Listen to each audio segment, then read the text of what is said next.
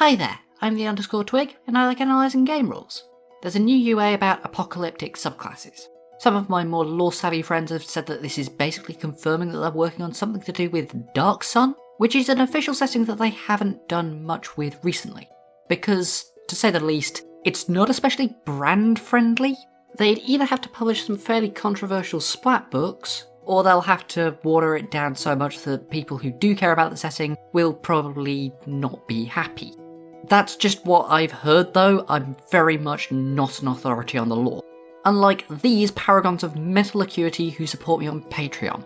I have never seen a wrinklier set of brains in my entire life. Like last week, Precipice solved the Riemann hypothesis alongside his colleagues Biney, Jellily, Mark Rainbow and SK.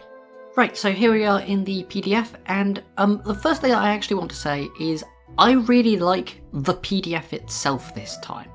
What they've done is they've made sort of the preamble, just the preamble. No, in previous ones they've been putting sort of the first half of the first subclass on this page, and it makes it really cramped.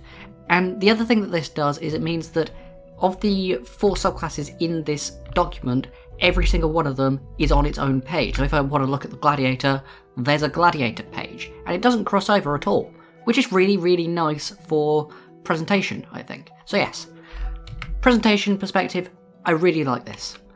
Right, for the actual subclasses though, I'm going to start at the back. I really like 3 out of 4 of these subclasses, which is pretty good. But we're going to go from the back to the front, because the one that I'm not so keen on is the Druid. Starting though with the Sorcerer-King Patron, and right from the beginning, here's my biggest issue with this. The Sorcerer-King Patron. Now, I know this is based on Dark Sun, and I'm pretty sure that Sorcerer Kings are a lore thing, but when I hear Sorcerer-King Patron, Sorcerer-King Warlock, my immediate response to that is, oh cool, what subclass of Sorcerer are you? This name needs changing, really badly, I think, because to someone who knows Dark Sun, this probably means something. To someone who doesn't know Dark Sun, this is confusing. Right, going from the god-awful name onto actual features though, we get Sorcerer-King spells, and importantly it's psionic casting, so there's no verbal or material components unless those are costly or consumed. The only 2 spells that really matters for are Command and Compel Duel. Everything else here either has a somatic component, or it is like Wrathful Smite, where it's fairly obvious that you're doing a smite. But this is a fairly good spell list. Command is lovely to have on a Warlock because it's automatically upcast. By the time that you're 9th level, this is auto 5 creatures being commanded. Hold Person also auto upcasts. It's another really good spell. Kind of acts like a hypnotic pattern that doesn't target allies, which is nice. Fear is just a good spell. The smites can be useful if you're Blade Pact, and Synaptic Static. Synaptic Static is one that I'm a bit unsure of, because, don't get me wrong, it's a fantastic spell, but it's also the spell that you take as a 9th level Warlock. It's the one really good 5th level Warlock spell, so having it here means that you've got to pick other stuff that is less good. And I mean, there are still absolutely things that you could be taking. I quite like taking Planar Binding and Magic Circle, or Major Image, something like that. Those are good, but Synaptic Static is the one that you always pick, so having it here kind of feels like a wasted pick. But no, overall I think that this is a good spell list. Then we get Tyrant's Herald, and this is very interesting. So first up we get Intimidation for free and Expertise. Good ribbon, like it. But then we get Voice of Tyranny. We can cast Command as a bonus action, no spell slot, charisma times per long rest. This is fantastic. So this entire subclass reminds me a lot of the Archfey. The Archfey is really good. They get Misty Step charisma times per day. This is command charisma times per day. I think that is probably equivalent. Command is right now one of the best spells in the game. This doesn't use a spell slot, so you can command as an action and then command as a bonus action as well. And when you get this at level 3, that'll be 2 people with your action and a third person with your bonus action. Really freaking good. By the time that you're higher levels, this is stacking up to so many commands. Brilliant. Then level 6, Decisive Edict. So, whenever you cast a spell using a packed magic slot, that's going to be your command, which is now going to be 3 targets. So you're targeting 3 people with your command. You also get a 30-foot emanation, which is it's an instantaneous emanation, not a sustained one like Spirit Guardians. So instantaneous emanation, and you get to either give creatures in it advantage or make them frightened. And you can mix and match these 2 effects. So all of your allies in the aura get advantage on all of their attack rolls until their next turn, and all of the enemies get frightened. There's no like friendly fire on the frightened condition. You're not accidentally giving enemies advantage. You can give some allies advantage, some enemies frightened. Really, really good. You can only do this once per short rest or if you use Magical Cunning, but given that you've got so few spell slots anyway, I don't think that's a big deal. So yeah, good level 6 feature. Something that I will say is that there's a bit of anti-synergy with Frightened Condition and Command, because if they are frightened, it means that you can't use Approach on them, because they can't come closer to you. So that maybe wants a little bit of a look at, but I'm not 100% sure what else you do here, so I'm not too bothered about it. Then at level 10 we get Vindictive Rebuke, and you know what I said about this being very similar to Archfey? It's very similar to the Archfey. Reaction, when an enemy hits you, you force them to reroll the d20, and if they now miss you, they take psychic damage equal to your Warlock level. You can do that charisma times per day. The Archfey got a feature at level 10, Beguiling something or other, can't remember what it's called, which says that you can use your reaction to half the damage that you take from an attack and do the remainder in psychic damage back to the enemy. I think that this is probably better because you can do it charisma modifier times per day. The Archfey can only do it once, and it also can make the attack just miss, which is really, really good. So yeah, good level 10 feature, I think. And finally, let's talk about our capstone. Level 14, Absolute Tyranny. Excellent name. So, whenever you use command, you get to choose an additional target. That's excellent. So command currently is going to be 5 targets, it gets upgraded to 6, and your bonus actions, currently 2 targets, get upgraded to 2. You can command 8 different creatures in a single turn, or maybe some of them pass their save against the original command, in which case you can use your second command as a bonus action to make them redo it. This is so nice as a feature, it's wow. But in addition to that, whenever a creature is frightened by you, they auto-fail their saving throws against command. Oh my word. Now, we are level 14, there's lots of things that are immune to frightened, but there are also many things that aren't immune to frightened. And when they aren't immune to frightened, this is now free.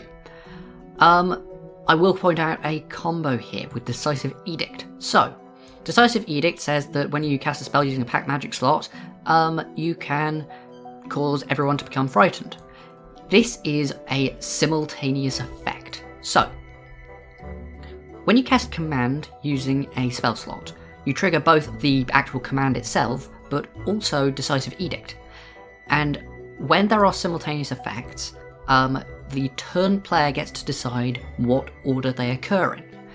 That means that as the turn player Warlock, when you cast a command using a spell slot, you can cause everyone in the 30-foot emanation to first be affected by Decisive Edict, get oppressed, make a saving throw against Frightened, and if they fail the saving throw against Frightened, they then auto-fail the saving throw against Command.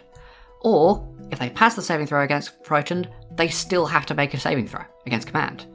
Effectively, this is giving anything that is not immune to Frightened disadvantage on the saving throw against Command, which is brilliant. Really good. As I said before, there is a bit of anti-synergy with the Frightened and Approach stuff, but that's it. I really like this subclass, it's lots of fun. Command is a fantastic spell and a really good build around. So yeah, really good.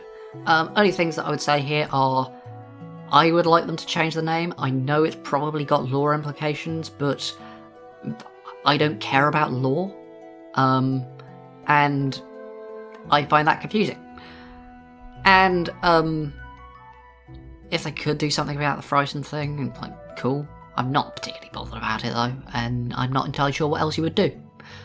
Yeah, good subclass. Next up we have Defiled Sorcery. This one actually is a sorcerer, it's not like the last one. And bit of preamble on this one. This is a sorcerer for those tables where they only have one combat per day, and everyone wants to do lots of damage. In card game terms, I would call this a Timmy subclass. It's a subclass for somebody who just wants to do big, cool things.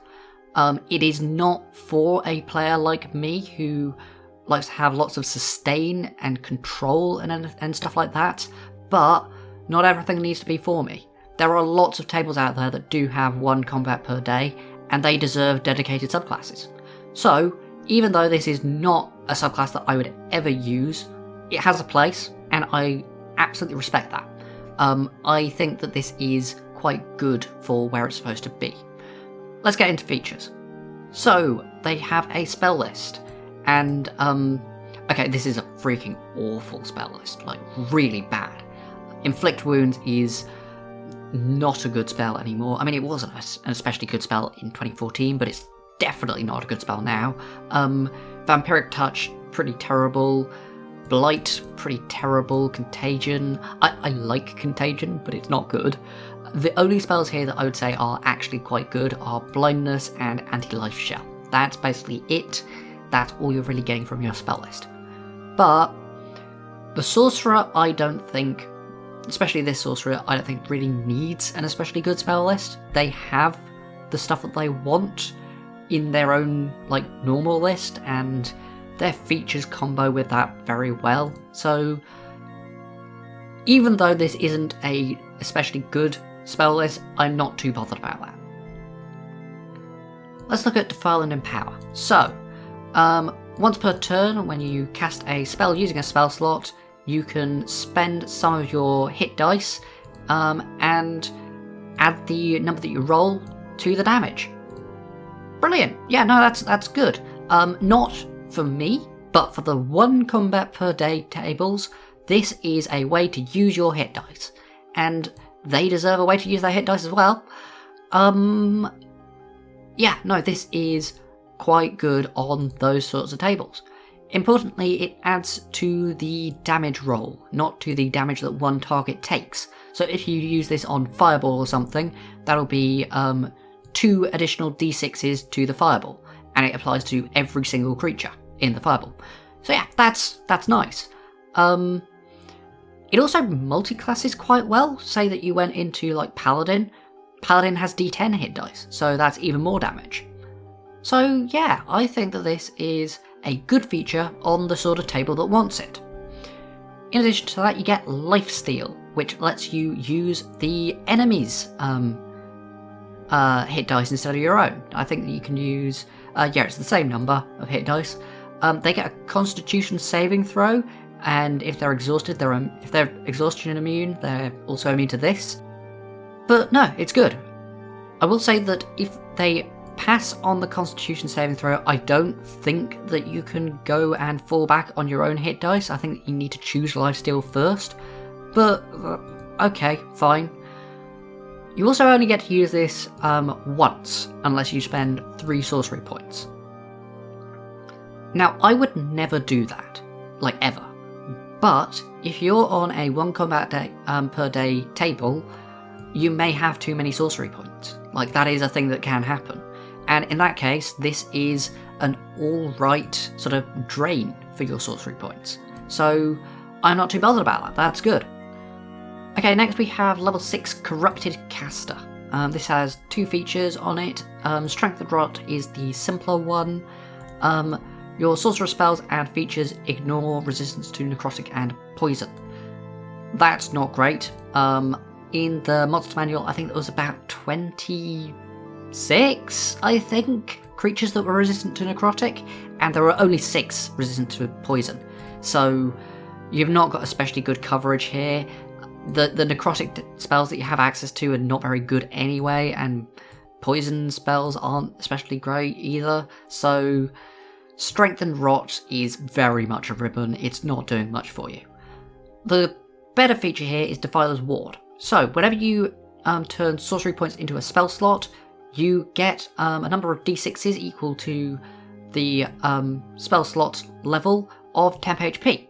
That's pretty nice.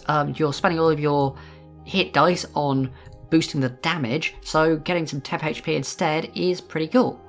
I will say that I basically never turn sorcery points into spell slots. In fact, I'm much more likely to turn spell slots into sorcery points. But again, on a 1 combat per day table, maybe you have too many sorcery points. Maybe you want an additional 4th level spell slot to cast another fireball with. Sure, okay, in that case, I can see this being used. In addition to that, actually, whilst you have temp HP, and it's any temp HP, it doesn't just have to be the ones from Defiler's Ward. If somebody else in the party or you has like Inspiring Leader, this still activates. Anyone who hits you with a melee attack takes necrotic or poison damage equal to your charisma modifier. Okay, sure. Because this is any source of temp HP, it's pretty good. That's going to come up a lot. Yeah. It does require you to be a melee, but on this sort of table, I can see that happening from time to time, so sure, why not? Then at 14, we get Withering Aura. This again requires you to be quite close to the front line, 15-foot emanation, whilst Innate Sorcery is active. But you've got temp HP on you. I'm okay with that. It's not exactly for a super optimized table where the sorcerer is hanging back, throwing down hypnotic patterns all the time. This is for, I'm going to get up in your face and cast Fireball. So I'm okay with that. But what does this aura do? Well, first, whenever somebody hits you with an attack roll and does damage, you can reduce the damage by your charisma modifier. Essentially, it's just sort of a free heavy armor master. That's a good effect. That's a very good effect, actually. It doesn't even use your reaction. Yeah, I like this. It doesn't work on saving throws, but I mean, you're wanting to sort of retain your temp HP as much as possible so that you can do your spike damage back. Having a damage reduction is nice. Yeah, good feature. And in addition to that, whenever an enemy dies whilst within your aura, once whilst an enemy dies within your aura, per innate sorcery usage that is, you regain 1d4 sorcery points. That means that you can redo innate sorcery because it costs 2 sorcery points to reuse.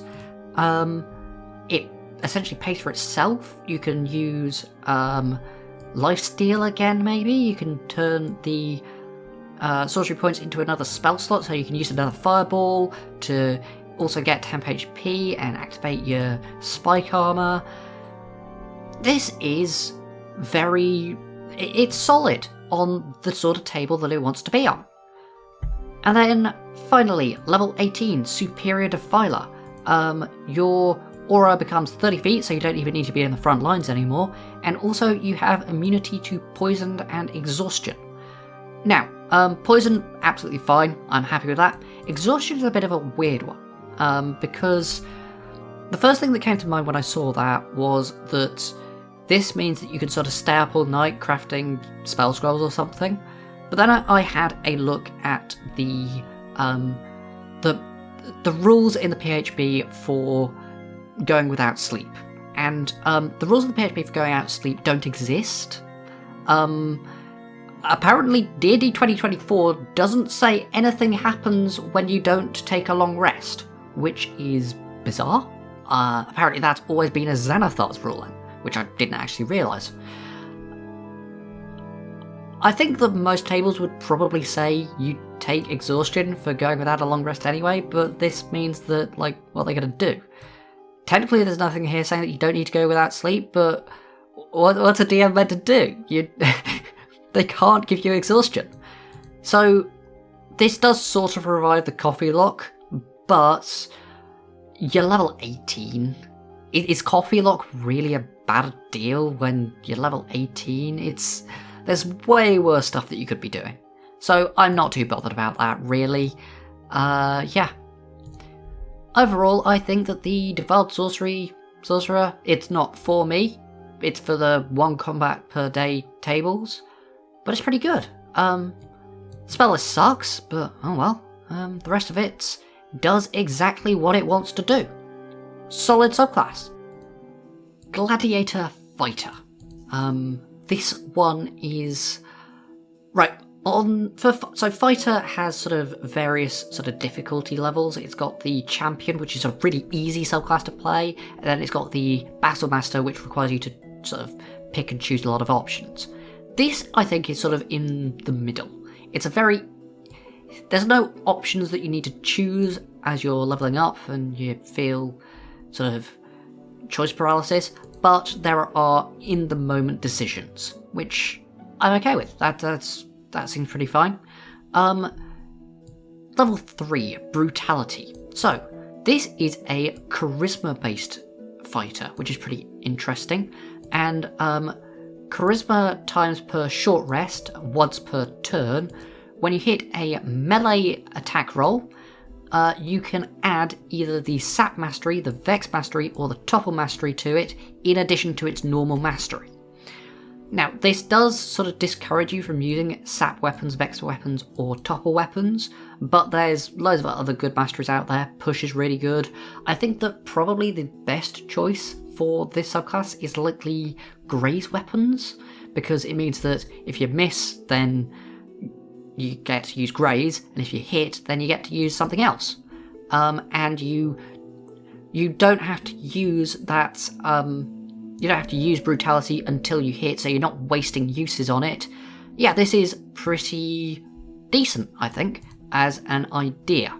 So, in addition to adding a mastery in addition to what you would normally be doing, you get a secondary effect as well.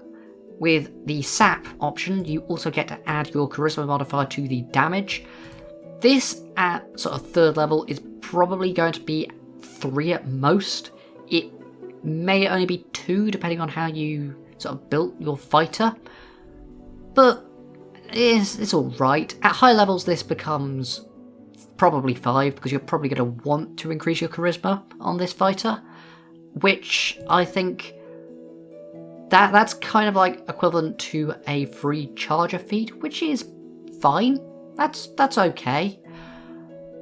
Bluff, I think, is probably the best one here. First up, it is Vex on demand. There are times where you specifically want Vex, and times where you don't. Let's say that the enemy is on really low HP, you don't want Vex, so you don't have to use it. But if the enemy is quite high HP and you know that you have another attack, you can now use it. Vex on demand is a lot better than just Vex all the time, I think. Well, no, it's not better, but it's not significantly worse. In addition to that, you get advantage on your next saving throw.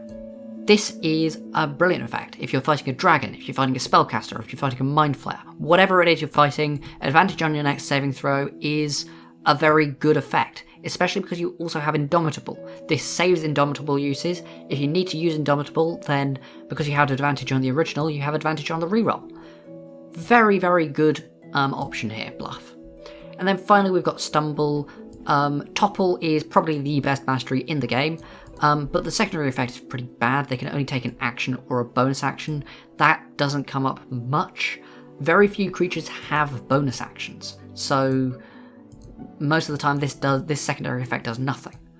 Having said that, Topple is good enough that I still think this is usable. So, all three of these options, I think, are pretty good. I think the Bluff is probably the best one. Stumble has the best mastery, but Bleed will come up a fairly frequent amount as well. So yeah, good feature. Very good feature. We then have Combat Theatrics, also at level 3. This one's a ribbon. You get to add your Charisma modifier to Acrobatics or Athletics. Sure, whatever. That's a fine ribbon. And we also get an additional proficiency in any of these skills. And importantly, you can choose a Charisma proficiency. Not Persuasion, but I think you can get Persuasion from the Fighter base class. So, since you're a Charisma-based fighter already, giving them Charisma skills is nice. Or you get to choose the two skills that you can add your Charisma to anyway. So yeah, this is a really nice little ribbon. I like it a lot. Then at level 7, we get Flourish Parry. So this is an unlimited use feature, where you can use your reaction to add your Charisma modifier to your AC against one attack. Against one attack is not great anymore. All of the features like this, like Defensive Duelist, are now until your next turn. It's also against a melee attack roll only. It's probably less than Defensive Duelist gives you. I don't think this is great, but it's usable. It's usable. In addition to that, you also get Flourish Counter. This is a once per long rest feature, but you can also regain it by using Second Wind. That is very, very expensive. Second Wind gives you healing, gives you movement. You can use it out of combat to give yourself a bonus to a skill check. This is a expensive price for what this is, which is essentially just a reaction attack with a free brutality. I don't think I would use this more than the once per long rest, personally. It's not enough. It also only triggers, I believe, if the Flourish Parry causes the attack to miss, so it's not even always happening. I'm not so keen on this. I think that you could make it better, but it's not great as it is. Level 10 though, Boulder Brutalities. This is another good one. So, this gives you more masteries that you can access with your Brutality. It gives you Push, Slow, and Cleave. I'm going to talk about Push and Slow first, because at level 9, you got, I think it's called Tactical Master, which says that every single weapon that you use, that you have mastery with, can use either Push or Slow or Sap, which lowers the value of these options a bit.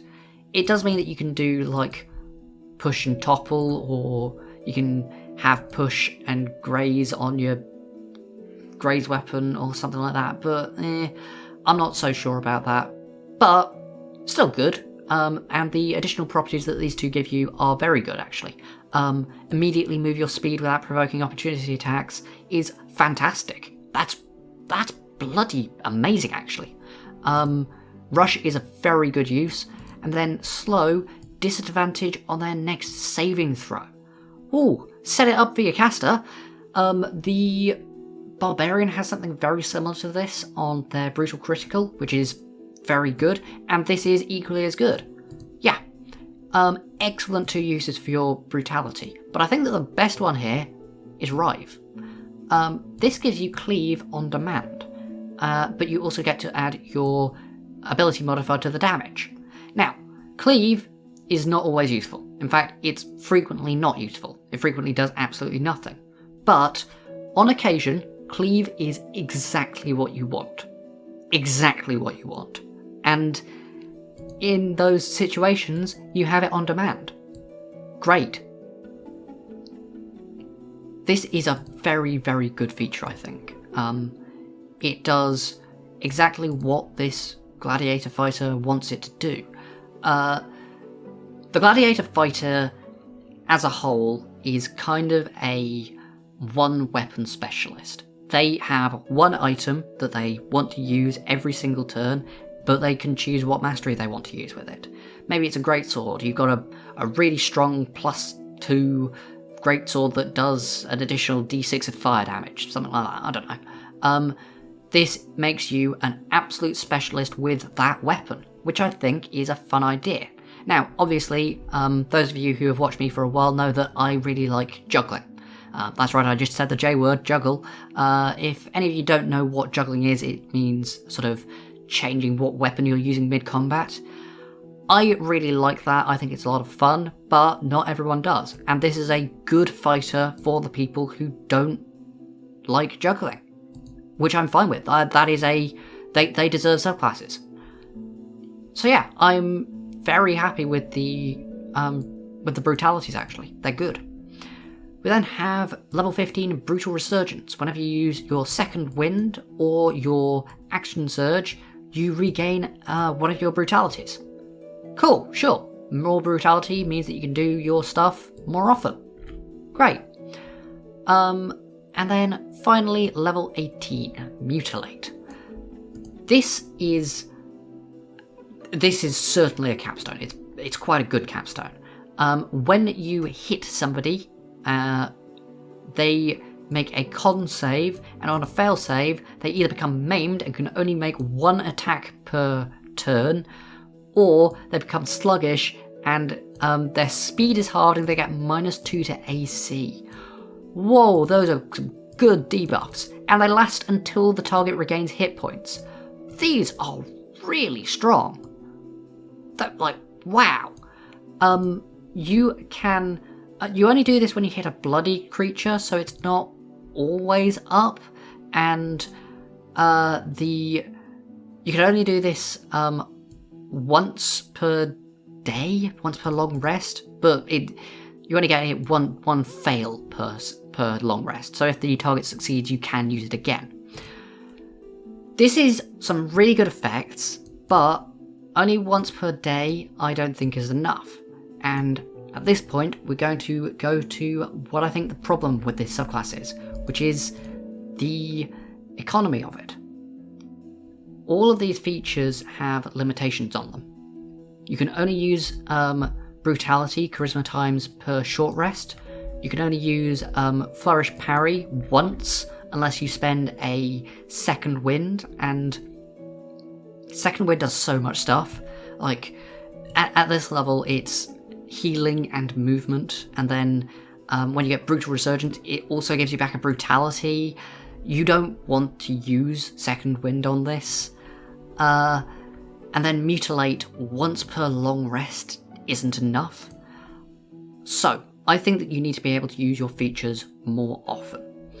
With Brutality, what I've seen some people say is make it so that you can do it once per turn, unlimited times, just remove the charisma modifier times per day. Per short rest, sorry. I don't think that that's necessary.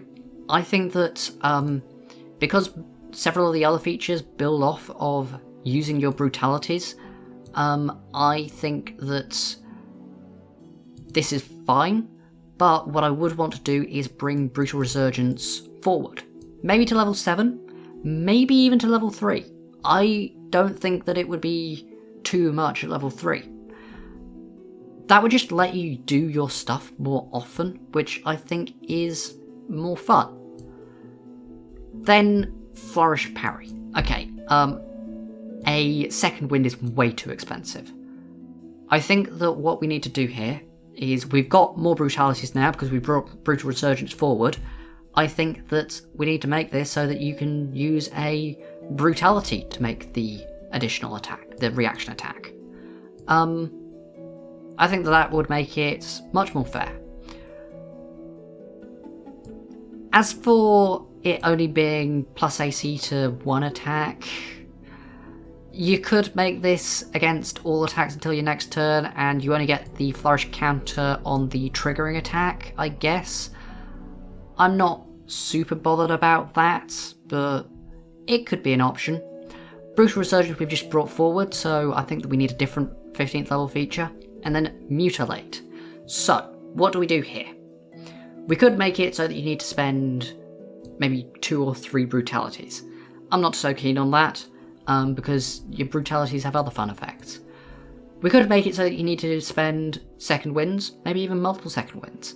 I think that's too cheap. We could make it so that you need to spend Action Surge. I think that's too expensive. We could make it so that you need to spend Indomitable. I think that's too expensive.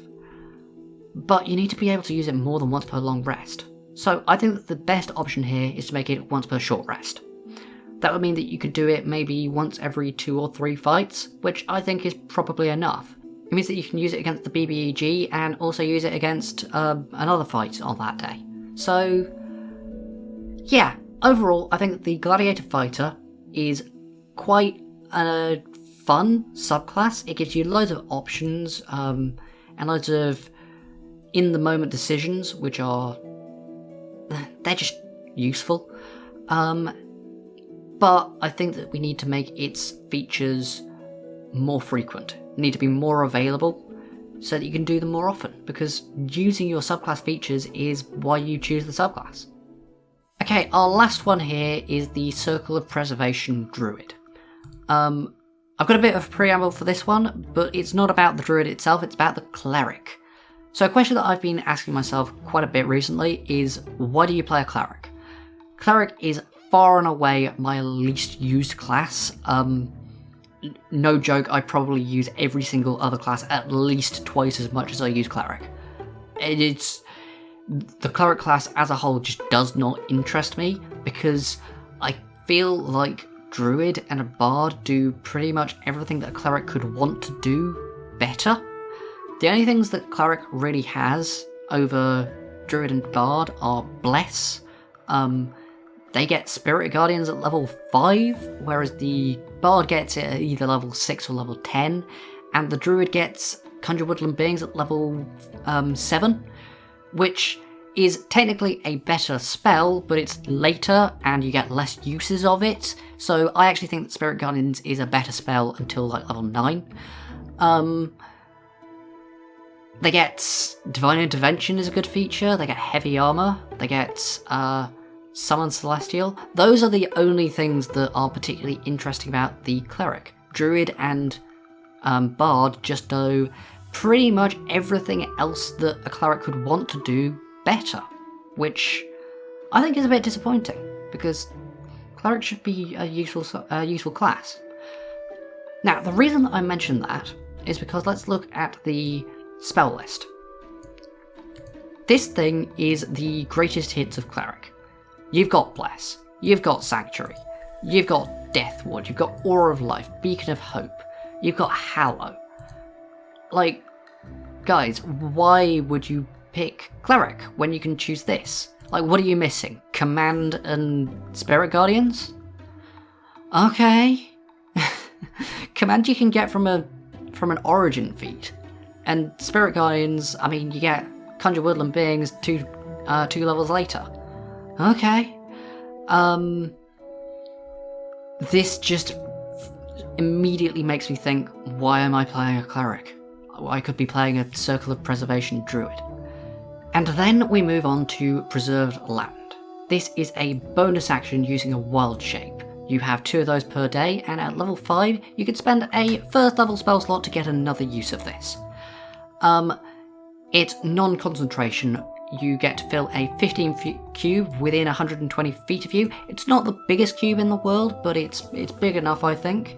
And any creature that ends its turn inside the cube gets 1d4 plus Druid level temp HP? Huh? They have revived the Twilight Cleric. Twilight Cleric is one of the few subclasses that I ban at my table. Now they get a lot more than just loads of temp HP. They get a fly speed, they get advantage on initiative, they get the horrible dark vision thing. but the temp HP is realistically, for me, the primary reason why Twilight Cleric is such a massive issue. And they've just given it to a Druid, which is a better class, and it's only a bonus action this time. You can move it, you can... It doesn't have to be connected to yourself, so you can sit in the back line and give this to your fighter and your barbarian as they sit in the front line wailing on the enemy. This is freaking insane. Oh my god, what are you guys thinking? In addition to that, if they already have temp HP, you can remove the frightened or poison conditions on them. Okay, sure, why not? Right, there's a little ribbon on this, which says that non-magical vegetation grows within the cube and disappears when the effect ends. First up, non-magical vegetation grows, but disappears when the effect ends. That doesn't sound non-magical to me. Huh? Second, technically because this is non-magical vegetation, you can use plant growth on it. That's not especially useful because it's only a 15-foot cube, but as a bonus action, you can move the cube around, and because this is moving, it's not teleporting, it means that you could sort of draw a stripe of grass or whatever on the ground, and then you can plant growth that, and you do have plant growth on your spell list. So I don't think that's like anything more than just a ribbon, but it is a combo that you can do, I guess. Then we have the actual like ribbon feature, which is Student of Preservation. When you cast a druid spell, you can cast it without material components. This is essentially just saying you don't need to use a druidic focus. Okay, fine, whatever. It's very ribbon, that. Very ribbon. You also get an artisan's tools of your choice, which is fine, means that you can craft more stuff. But then there's the bit that I'm going to complain about. When you cast a druid spell that consumes its material component, there is a 10% chance that it doesn't consume. Please don't put percentages in the game, guys. Please. Please do not put percentages in the game. They are confusing to less mathematically inclined players. This isn't a big deal. Honestly, it's not a big deal, but it's just a pet peeve that I have that percentages shouldn't be in D&D. Moving on though to improved preservation at level 6, and oh boy. So, preserved land was already like freaking busted, and now anyone inside the cube gets to add your wisdom modifier to their constitution saving throws. +4 to everyone's constitution saving throws. Sounds good. Yeah, no, that is frankly just busted as hell. Obviously casters love this because it helps protect concentration, but everyone else does too because constitution saving throws are really common. In addition to that, whenever the preserved land enters an enemy space or they enter the cube, whiz save on an enemy and they take 2d10 radiant damage and have their speed halved. Okay, so not only is preserved land bonus action concentration free, only costs a wild shape, gives everyone temp HP and constitution saving throw effects, but it is also Moonbeam. This is Moonbeam. Except it's better than Moonbeam because it also halves their speed. Again, this does not require concentration. And also, there's nothing here saying that it's you can only have one up at once. It doesn't say it goes down when you cast the effect again. So you can have 2 Moonbeams up, which also give Constitution saving throw and temp HP and whatever.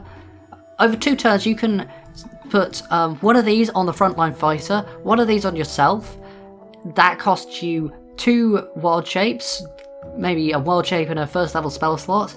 On a sorcerer, not sorcerer, on a druid, what are you doing with your first level spell slots? Like, actually, what are you doing with your first level spell slots? Maybe you've got, like, Magic Initiate's Wizard for shield? That's all you're really doing with it. There's nothing else.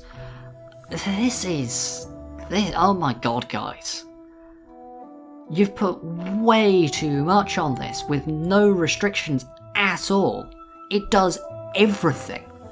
It does healing, or about 10 HP, it does concentration protection, it does damage, it does movement reduction. It does freaking everything. And again, because this is you can move it with a bonus action, it's sort of drawing on the map, you can have this sort of run over a bunch of enemies and they all take damage on your turn. No, this is far, far, far too much. Level 10 Facilitated Restoration. You can cast Lesser Restoration or Greater Restoration a number of times per day for free, equal to your Wisdom modifier. Okay. I mean, Lesser Restoration, Greater Restoration, they're very, very good spells. They don't come up all the time though.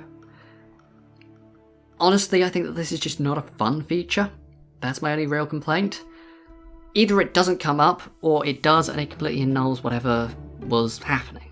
Maybe you're on a survival thing and there's no water. You're walking through a desert and you've not got any water. And the DM says, aha, you all get exhaustion because you've not drunk anything. Well, you could just say, okay, Greater Restoration the entire party. Cool. We're good. That's not fun. It's not fun. It means that it just sort of removes difficulties, which is boring. Then we have Sacrosanct Land, and your preserved land becomes a 30-foot cube. Oh no, guys, please. It's too much already, you don't need to make it bigger. In addition to that, whenever a creature is hit by an attack within your preserved land, you can use reaction to halve the damage. Okay, that one's fine. I'm not too bothered about that. But making it 30 foot, guys, please. This is far and away the best druid. It completely, like, why are you playing a cleric? Preserved land, or why are you playing a sea druid? It gives so many temp HP. It protects concentration and constitution saving throws. It's got a bloody percentage in it. I have an issue with the spell list. I have an issue with preserved land. I have an issue with the bloody ribbon. I have an issue with improved preservation. I have an issue with Sacrosanct Land, although that's kind of because of preserved land being busted. And Facilitated Restoration I just don't think is fun. I have a problem with every single feature in this subclass. I think that the entire subclass needs to be restarted. I don't see how you save this thing.